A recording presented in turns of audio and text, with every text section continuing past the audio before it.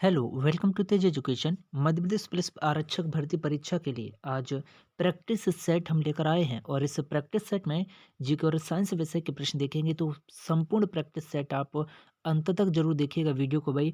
और आपका स्कोर क्या रहता है आप ये जरूर कमेंट करके बताइएगा। देखते हैं भाई किसका सबसे ज़्यादा स्कोर रहता है। सबसे पहला प्रश्न है कि भारत ने कश्मीर के किस शासक के बुलावे पर अपनी सेनाएं कश्मीर भेजी थीं। तो आप याद रखिएगा, कश्मीर के कौन से शासक के बुलावे पर भाई अपनी सेनाएं कश्मीर भेजी भारत ने। तो ये हरि सिंह, जी हाँ, कश्मीर के शासक हरि सिंह के बुलावे पर सेनाएं भारत ने कश्मीर भेजी थी। प्रश्न है कि थल सेना की मध्य कमान का मुख्यालय कहाँ पर है। आप याद रखिएगा कि थल सेना की मध्य कमान का जो मुख्यालय है यह लखनऊ में स्थित है भाई। प्रश्न है कि लक्ष्य क्या है। लक्ष्य 2 सीटों वाला एक लड़ाकू विमान है, या फिर यह भारत का पहला पायलट रहित विमान है, या फिर यह मल्टी बैरल रॉकेट लॉन्चर है, या फिर इनमें से कुछ भी नहीं है भाई लक्ष्य। तो आप याद रखिएगा कि लक्ष्य भाई भारत का पहला पायलट रहित विमान है, इतना आप याद रखिएगा। प्रश्न है कि बड़ा इमाम बाड़ा कहाँ पर स्थित है, बताइएगा भाई। वेरी वेरी मोस्ट इम्पोर्टेंट है। तो आप हमेशा याद रखिएगा कि जो बड़ा इमाम बाड़ा है ये लखनऊ में स्थित है भाई, बड़ा इमाम बाड़ा। प्रश्न है कि निम्नोक्त में से किसने राज्य अपहरण नीति को क्रियान्वित किया था। तो आप हमेशा याद रखिएगा कि राज्य अपहरण नीति को क्रियान्वित किया था लॉर्ड डलहौजी ने। किसने भाई? लॉर्ड डलहौजी ने क्रियान्वित किया था। प्रश्न कि सांडों की लड़ाई किस देश का एक राष्ट्रीय खेल है। तो आप याद रखिएगा सांडों की लड़ाई एक राष्ट्रीय खेल है भाई, स्पेन का। ठीक है, कौन से देश का? स्पेन का। प्रश्न कि पहले भारतीय नोबेल पुरस्कार विजेता कौन थे। तो आप याद रखिएगा कि पहले भारतीय नोबेल पुरस्कार विजेता रविंद्रनाथ टैगोर थे। और मैं मध्य प्रदेश के पहले नोबेल पुरस्कार विजेता की बात करूं तो कैलाश सत्यार्थी। प्रश्न बनता है कि कौन सा भारत के पहले परमाणु रिएक्टर से संदर्भित हैं। तो हमेशा याद रखें पहले परमाणु रिएक्टर से संदर्भित हैं अप्सरा। ठीक है भाई, अप्सरा पहला परमाणु रिएक्टर से संदर्भित है भाई। प्रश्न बनता है कि तिरंगे को राष्ट्रध्वज के रूप में किस अधिवेशन में स्वीकार किया गया था भाई, तिरंगे को राष्ट्रध्वज के रूप में। तो आप याद रखिएगा तिरंगे को राष्ट्रध्वज के रूप में लाहौर कांग्रेस अधिवेशन में एक्सेप्ट किया गया था। प्रश्न है कि निप्पन जापान को दिया गया नाम है। निप्पन का अर्थ क्या होता है। तो आप याद रखिएगा निप्पन जापान को दिया गया एक नाम है और निप्पन का अर्थ होता है सूर्योदय का देश। तो सूर्योदय का देश किसे कहते हैं? जापान को। प्रश्न है कि कौन से गवर्नर ने भारत में पहली बार सिविल सेवाएं शुरू की थी। तो हमें इसे याद रखना, भारत में पहली बार सिविल सेवाएं शुरू की लॉर्ड कॉर्नवालिस ने। और लॉर्ड डलहौजी ने क्या है भाई, हड़प नीति शुरू की थी। प्रश्न बनता है कि भारत का पहला भारतीय गवर्नर जनरल कौन था। तो आप याद रखें भारत का पहला भारतीय गवर्नर जनरल था भाई सी राजगोपालाचारी। प्रश्न बनता है कि री डिस्कवरी ऑफ इंडिया किसने लिखी। तो आप याद रखिएगा री डिस्कवरी ऑफ इंडिया लिखी मेघनाद देसाई ने। ठीक है भाई। प्रश्न है कि चंडीगढ़ का रॉक गार्डन किसका बनाया हुआ है। तो आप हमेशा याद रखना चंडीगढ़ का जो रॉक गार्डन है ये नेकचंद के द्वारा बनाया हुआ है।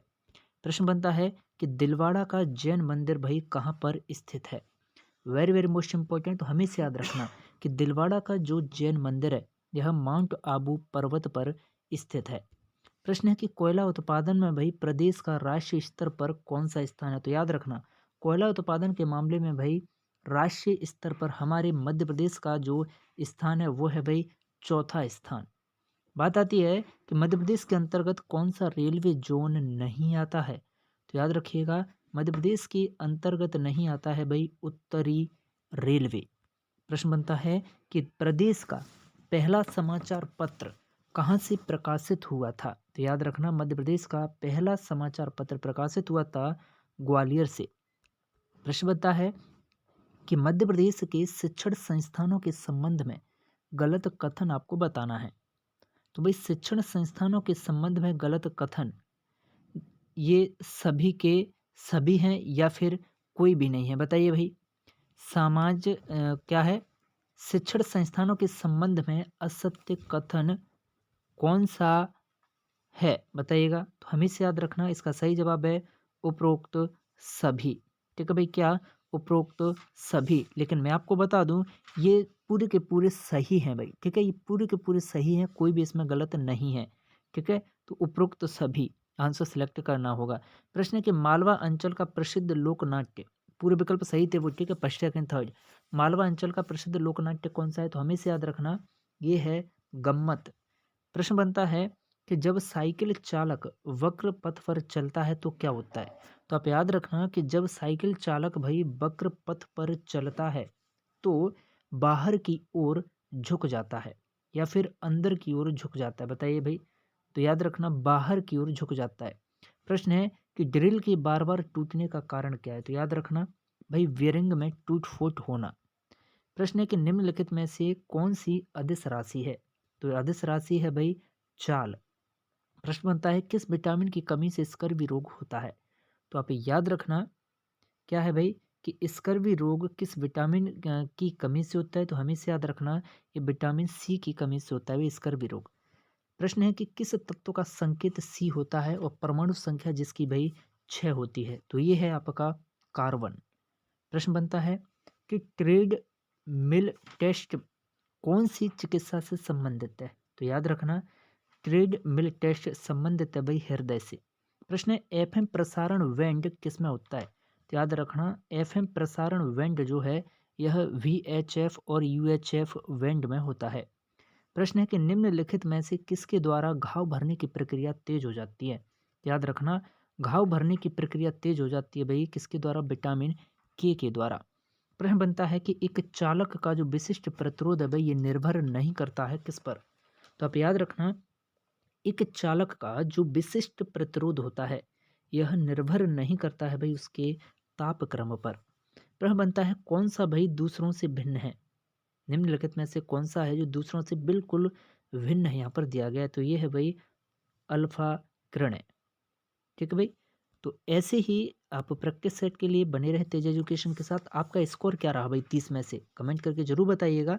देखते हैं किसका सबसे ज़्यादा स्कोर रहा है और आपकी परीक्षा के लिए भाई कैसी तैयारी है।